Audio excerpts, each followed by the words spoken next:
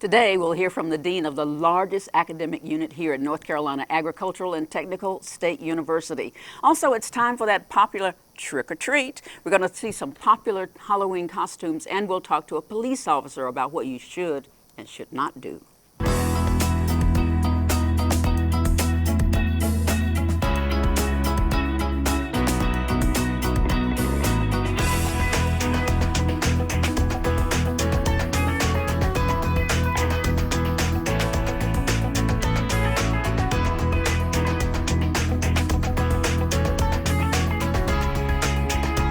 Hello and welcome to Triad Perspectives. I'm your host, Sandra Hughes. You know, I'm amazed at the lady that we're going to talk to now. When I came to A&T, I heard that she was tough, strong, demanding, and all of those kinds of things. Well, I got to meet her, and it turns out that she's the most wonderful, friendly, kind, smart lady I've met in a very long time. From raising astonishing contributions through research and through scholarships to receiving a recognition from President Barack Obama. Her accolades are really true representative of her devotion to academic excellence, involving people in our community as well as here at A&T. Please welcome Dr. Goldie Byrd, who is the Dean of the College of Arts and Sciences here at A&T. Nice to have you with us. Thank you so much. Good. It's so nice to be here. Well, thank you. It's my honor to have you with us. I remember the first time I had an opportunity to sit with you, I thought, oh, Lord. If she's the dean, she has to be really tough. But you are tough. But you really have a vision, and you're making the College of Arts and Sciences work. So congratulations. Thank you. On Thank that. you very much. It's so happy. It's so good to be back to North Carolina A&T and to serve in this capacity. Where were you before? I was at North Carolina Central for 12 years, and then I went on sabbatical at Duke, and from there I began doing Alzheimer's research, and I wanted to bring that project back here to my alma mater. Now, you've done that, and we talked to Dr. Cook about it. Tell us Yes. a little bit more about that project. So our project began there at Duke, and I wanted to do some genetics in Alzheimer's because African Americans have Alzheimer's more than any other group. And we struggle with it. We struggle with the care and the management, the diagnosis, as well as our caregivers struggle with it. And so I wanted to do a genetic study to find out what were the genetic factors that are involved in Alzheimer's that make us more susceptible to the disease. But from there, we wanted to do more in the community.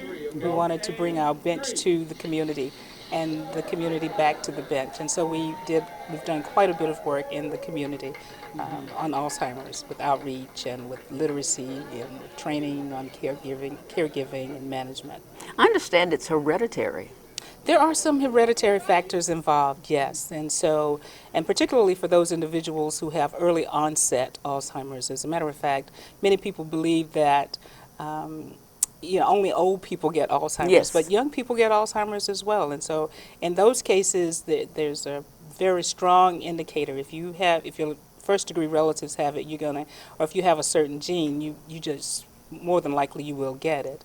But in late onset, we don't really know quite what's happening there with the genetics, and that's why the genetic research is so important. And one thing I'm very excited about is you have a support, or is it a support group for, let's say, caregivers who need to have somebody tell them, here's how you handle Absolutely. your person. One of the activities at the Center for Outreach in Alzheimer's, Aging, and Community Health is a support group. And so on a monthly basis, we bring caregivers in or people who are just interested in it to the center, and they share with each other. They have their testimonials about what's going on in their families, but we also bring in experts from the outside.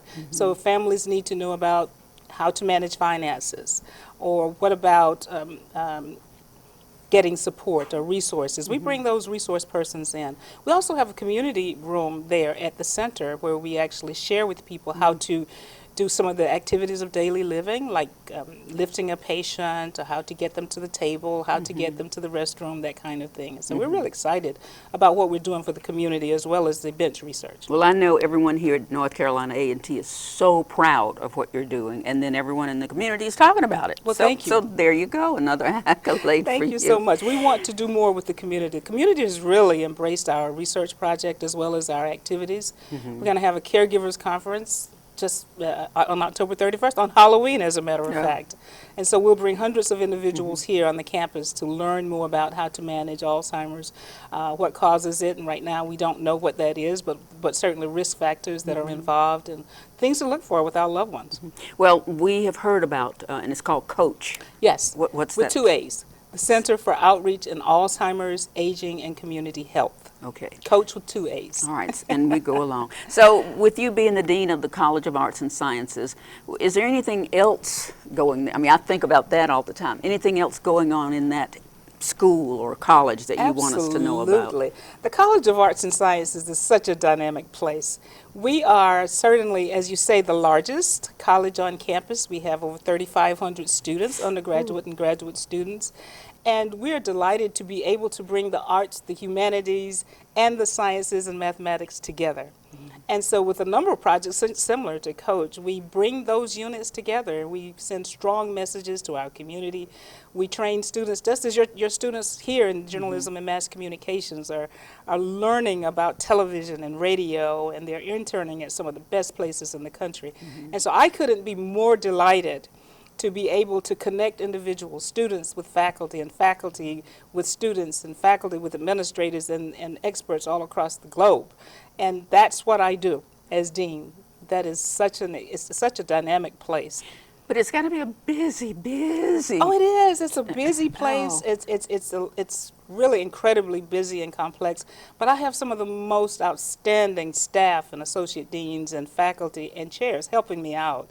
I couldn't do this alone for sure. But we have wonderful chairs and faculty and associates and assistants that make it a wonderful place to be. So obviously your faculty has to continue to grow, because my grandchildren will come home and say, can you help me with my math homework? And I can't, because they're doing a kind of math that I never did. You know, for me, 1 and 1 was 2. But they have 1, and then you have to put in something else and come, and it ends up 2. But absolutely, and they use these really interesting devices to get there, don't they? They do. Absolutely. So I'm glad you brought that up, because one of the things that we've done over the past few years is we've received a really nice gift from the North Carolina GlaxoSmithKline Foundation to create a STEM Center of Excellence for active learning. Our students today like to be in the laboratory, if you will, and whether that's journalism or liberal studies or geography, they like the hands-on, and they learn well that way. And so we created this STEM Center of Excellence for students to be able to work together in groups and really to do their work outside of the classroom, come into the classroom to get questions answered, but they actually learn well outside and on their mobile devices and on the computers. So we're excited about that STEM Center. So when we get that completely finished, I'll come back and talk to you about it. Well, you need a course for parents and grandparents. Absolutely. So we'll know how to help these youngsters when and they we come can do home. that. As a matter of fact, many of the literature pieces now say we have to engage the parents. Yes. And so we fully recognize that, and there will be opportunities for families. Yes, because it makes me feel bad when I have to say to my 8-year-old, I'm not sure what your teacher is talking about. You go back and ask him tomorrow what he means, because I'm not real sure about that. Do you have, if you closed your eyes to think about it, do you have a vision for the College of Arts and Sciences that we don't know about yet? Well, you probably know about it because I talk about it a lot, but I'm going to say it again. Good. So yes, for the College of Arts and Sciences, and of course, let me just say that the university is planning to restructure the university, the academic units, and the college will be a part of that restructuring. But whether it's a College of Arts and Sciences or a College of Letters or a College of Science, we don't yet know that. But my vision for a college similar to ours would be a place that is robust, a place where learning takes place, a place where there is significant collaboration and partnership, so that students will get that interdisciplinary look at life, that they will have a global perspective on what's happening, so they will know which questions to answer. And one thing I like about what you do is your students in the College of Arts and Sciences don't just stick to that building or those buildings. Absolutely. You know, they're involved in everything that's going on campus. They really are. You know, I had a student, I was at a meeting with a student not too long ago, and she has a double major in biology and agriculture. Oh my. And I was excited, and I said, what do you want to do with that? And she had her plan all together, and she wanted to do some things in nutrition, which does require agriculture in her sense, and biology. And so we have students that are who are crossing disciplines all over the place. It's amazing. But that's tough. It's tough. That's It is tough, but it's exciting, and it's the way the world works. In other words, now when you think of a certain discipline, let's just take Alzheimer's. As a part of my team, I have geneticists, I have statisticians, I have social workers, public health, and so that is the way the world works now. It is not myopic, it is not short-sighted, it is really diverse, and in order to answer major questions, which is what our students will have to do, they will need to be able to touch on a number of different disciplines. And I tell them all the time, you will never stop learning. Absolutely. If you do, you're in trouble. They're dead in the water. So if we have, let's say, some junior and senior high school students watching us, how do they get ready to come to A&T and enroll in a course in College of Arts and Sciences? Absolutely. So one of the first things they want to do is to make, and their parents, to make sure they're taking the appropriate sciences and mathematics. They also want to make sure that they are getting internship experiences where they can, some practical hands-on.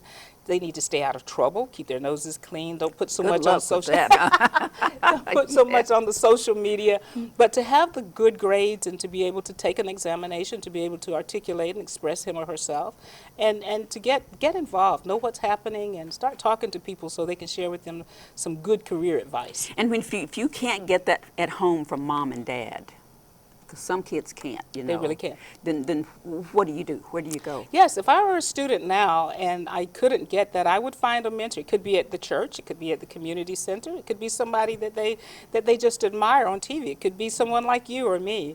But to get connected with someone who has done some good things, some people they admire, and it could be right there in their community. Yeah. I would get connected for sure, and I would also visit North Carolina A&T and Oh, come talk yes. to the dean of the College of Arts and Sciences. I'll tell you the truth. When I hear students say I'd heard about A&T, but I didn't know until I walked on campus, and then I was sure. Absolutely. I was sure. Absolutely. And what's that title we have now? One of the largest HBCU in the country? We are the largest, and so therefore we are the largest in the world, because where else do you find HBCUs, right? Right. And so we are the number one. We are the largest historically black university in the country. And as long as we keep Dean Byrds around, we will continue. It has been my pleasure. So. I am an Aggie, so it's been my pleasure to come back, and Well, I have a vested interest. Me too. I'm an Aggie, and what's that saying? Aggie born, Aggie bred. When I die, I'll be Aggie dead. Absolutely. Absolutely. It's been delightful talking to you today. And anytime you have something exciting going on in the College of Arts and Sciences, let us know. We're here on Time Warner Cable, Channel 69 every week, and so we have plenty of time to talk to you. And let me tell you, folks, I had a hard time getting in touch with Dean Byrd, because she is, as you hear, a busy, busy lady. Yes. So I am delighted that you were willing to come and share some time with us today. Oh, it's been my pleasure. Always a pleasure chatting with you, and I am delightfully busy. Yeah, I know I you am are. delightfully busy. It's bringing the College of Arts and Sciences together and creating opportunity and wonderful messages for our community, whether it's in the arts, the humanities, and we are a dynamic group. Yes, you are. And when I walk into their office, not to see her, but to see someone else, they'll say, "Why don't you go speak to Dean?" And I won't say, she doesn't have time for me, but she always does. She'll always say, "Hello, Sandra, come in." Absolutely. We're Thank about you. people. Thank you so much, So much Sandra. for being with us. This It's been my pleasure. I'll be back. Thank you. It's okay. We're going to take a short break right now, and when we come back, we're going to talk about Halloween costumes, and we're going to hear from the Greensboro Police Department on what you should and should not do. Stay with us.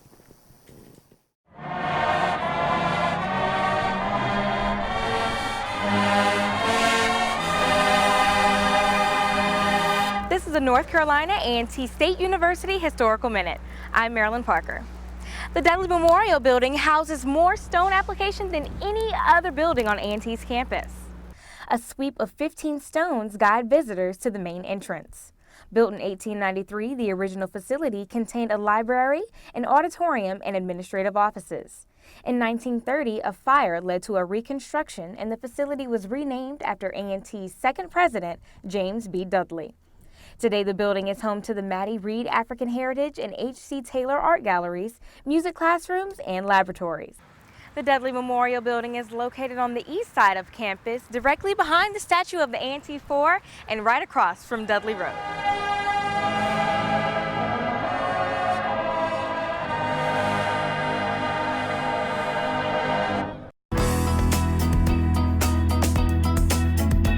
Welcome back to Triad Perspectives, produced by North Carolina Agricultural and Technical State University's TV studio. Now, it's that time of year when we all start having a lot of fun, right? You'll hear your doorbell ring, and when we hear that, we'll hear, trick or treat, trick or treat. And that's when usually children expect to get a lot of goodies from you. Today we're going to show you some costumes and talk about them, and we'll also talk to a Greensboro police officer about the goods and the bads of Halloween and things you need to watch out for. Usually when you think of Halloween, you think of little children. And when I was a child, I used to just go in my mother's bedroom and put on lots of her lipstick and stuff on my faces and, bush my hair up or whatever. But now people are really getting fancy with costumes, especially children. We have some students today who agreed to wear some costumes for us, and the first one is Elsa from Frozen. Most little kids love that queen. Is she a queen? What is she, a doll or whatever she is? But they love that particular character. This is Daisy Chewitt. She's a senior journalism and mass communication student, and she's making a beautiful Elsa. Thank you very much. And then next we're going to bring up Jeff Green, who is a senior psychology student, and he is a skeleton. Walk on out there, Mr. Skeleton. Now, I don't know that I see a lot of children in skeleton costumes, but I think it's a fabulous idea. Because, they say Halloween is supposed to be scary, right? Nothing scary about Elsa, nothing at all. The next one is Ilufa Anani, who is a senior journalism and mass comm student, and she is a law enforcement officer. So let me tell you this, that outfit means that you can't cut up around her when you see her on Halloween night, because she's got the gear to make sure that you pay attention. Turn and let them see that thing. That's really sharp. I love it. These are some costumes that you may see on your children, and if not, you may see them on students at schools. But we're very pleased that they were willing to come and show us their costumes today. Thank you very, very much. You all look great. Boo. Trick or treat. Okay. Now I want to introduce you to a lady who has agreed to join us from the Greensboro Police Department. She is Officer E.Y. Watkins, and she's with Greensboro Police and also with safety and that kind of thing. We hear Halloween and we get all excited and jumping up and down. It's going to be fun, and it should be, right? It should be. Halloween is a festive time of year for a lot of kids and a lot of adults nowadays too, and it just gives them an opportunity to go around in the neighborhoods and sometimes even meet their neighbors that they never really went by their house before, and chance to get free candy. Yes, which is not necessarily that good for them. Yeah. So is it still basically children that are celebrating this holiday? No, it's not. Halloween has grown over the years. They have Halloween is a huge market. They have costumes that are made from the smallest child to the oldest adult. So it goes all the way around.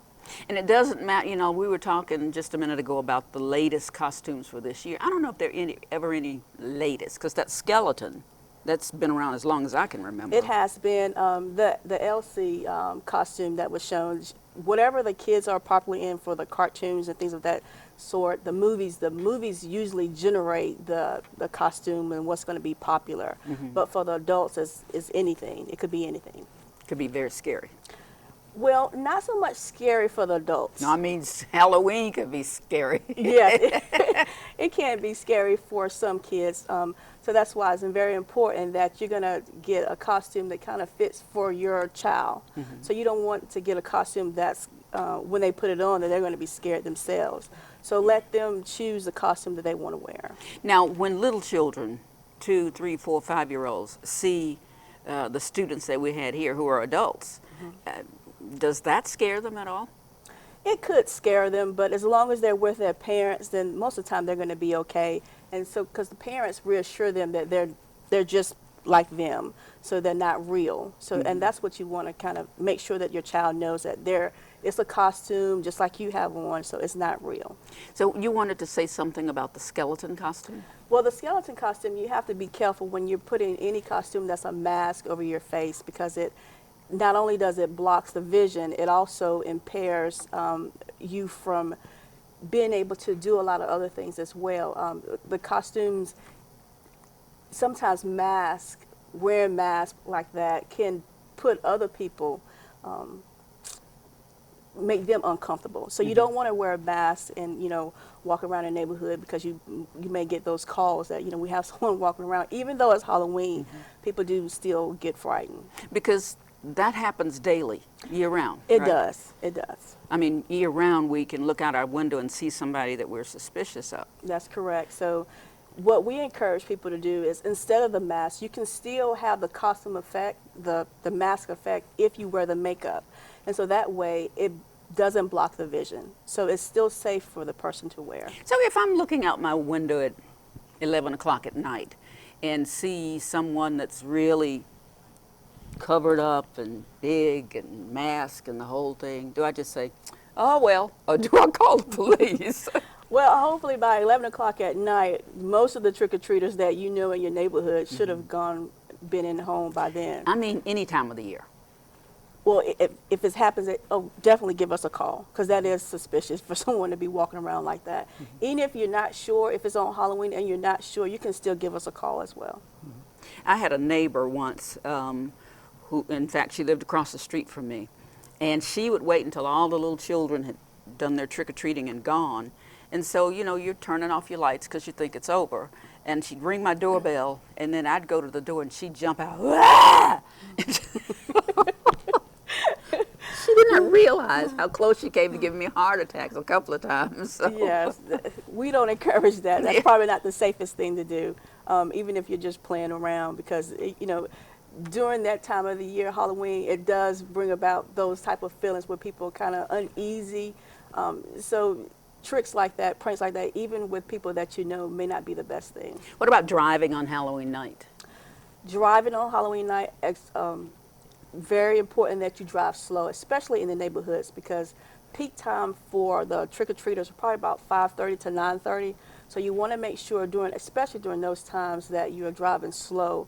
We encourage the non-experienced drivers to not drive at all during Halloween time, because you have kids that'll just dart out, you know, wanting to get the best candy from the neighborhood with the big candy bar. So they're going to be darting and running behind parked cars. So you have to be really, really careful. So the main thing is just to drive really slow. I've seen big neighborhoods with big houses where an adult would bring a car full of children from some other neighborhood and park like at the end of the street and let those children go up and down that street. Do you advise that or not? I've seen that, and it's not a bad idea as long as that adult also gets out of the car and walks with those kids as well, and then have someone else, you know, drive the car. It's a safe way for kids to not just to be walking alone by themselves. It's always great to be in a group. So when you have a group of kids like that, it's always better. What if I turn all my lights off?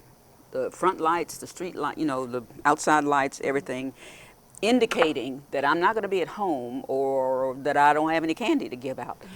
Shouldn't people recognize that and not come and bang on the door and ring the doorbell? Most people will recognize that. Some of the younger kids may not, because they don't really know the rules, and that's why we encourage the parents to walk with their kids, because they're going to know the rules, that if the lights are out, that means you're not participating in the holiday for whatever reason. So if the lights are out, then you go on to the next house where there is light. Let me ask you, and I don't know how many years have you been at the Greensboro Police Department? 15 years. Wow, so you've been there long enough to answer this question. Is Halloween one of the most dangerous times of the year, or how would you say that? It's not the most dangerous time of the year, but we do get a lot of pranks and a lot of people that sometimes are out during that time with your trick-or-treaters that may not be wanting to do the right things. So that's why we encourage groups to walk together, and we always encourage an adult to walk with the kids as well, preferably with a charged cell phone, just in case something happens, that you can readily call the police. So what time of the year keeps you the busiest with answering calls? Probably during the holiday season time. So I it's mean, like Christmas or? Christmas, Thanksgiving, it picks up during that time, and also during the summer months when school is out. And all of our little skeletons and everybody and Elsas are out there doing Yes. things they're not supposed to do. Unfortunately, yes. Well, I got to tell you that my favorite costume was being a church lady. You know, I wore my grandmother's church hat, and I had on the lipstick and the makeup and all this kind of stuff. What about you? Well, for me, we always used a sheet. It was the simplest thing. It didn't cost our parents a lot of money. We just took a sheet, an old sheet, and just put it over our heads and poked holes in it, and we were ghosts. So we just walked the neighborhood being ghosts. But the neighbors knew who we were because when we say trick or treat, they know our voices and stuff. So that's the most important part, to go into neighborhoods that you know. Yes. Because Mr. Johnson down the street, he's you know that what he's going to put in your bag is going to be something that you could eat. That's the other thing. Yes. I tell my children, and I'm sure other people do too, don't start eating that candy or whatever before you get home. Yes, it can be very tempting for kids to go ahead and kind of take a little peek or a little snack on the way, but they shouldn't. And that's why, again, we encourage the parents to walk with the kids to make sure that doesn't happen. I remember some time ago, I don't know how many years ago, when people were putting like razor blades in apples and all kinds of things that would injure you badly. And so our kids would come home and we'd go through every piece of everything to make sure that there wasn't something dangerous in it. So. Yes, that is always something that parents should do. Usually when there's fruit, unfortunately, we kind of throw those out because those things can be slipped in and you can't really tell. You have to cut it up to find out if it is or not. But go through every piece. You don't have to sit there and go through every piece that night. You can go through the part that you want your kids to eat and then save some for later. And, you can have some yourself. Oh, I think I've had my fill of Halloween candy. The other good thing that I appreciate is that churches, recreation centers, schools are now having events for Halloween instead of children. The trick-or-treating in my neighborhood has very, very much decreased. Kids aren't ringing your door saying trick-or-treat very much anymore. They're going to affairs and events, which I think is safe for them. Yeah, it is safe. It's a event that brings out a lot of people. Some people don't celebrate Halloween, and for those that don't, going to those events gives them a chance to kind of celebrate in the holiday without really celebrating the holiday. Okay. Can I use your uniform to wear for for trick or treat? I have to get that cleared by the chief. Well, please ask him for me. I'd like to come. I'd like to thank you very, very much, Officer Eli Watkins, for joining me today and give us some smart information about what we should and should not be doing come that big trick or treat night. Yes. I'm going to keep my mask just in case because that's something I can put on and take off, so I can see what I'm doing. Very good. That's all now for our show today. Be sure to join us here every Monday at 5:30 on Time Warner Cable, Channel 69. Now, we also encourage you to connect with us on social media as well.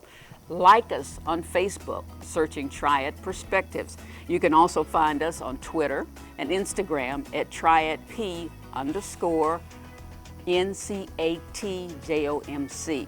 Search NC Aggie TV on YouTube and visit our website, which is blogs at ncat.edu/TV studio.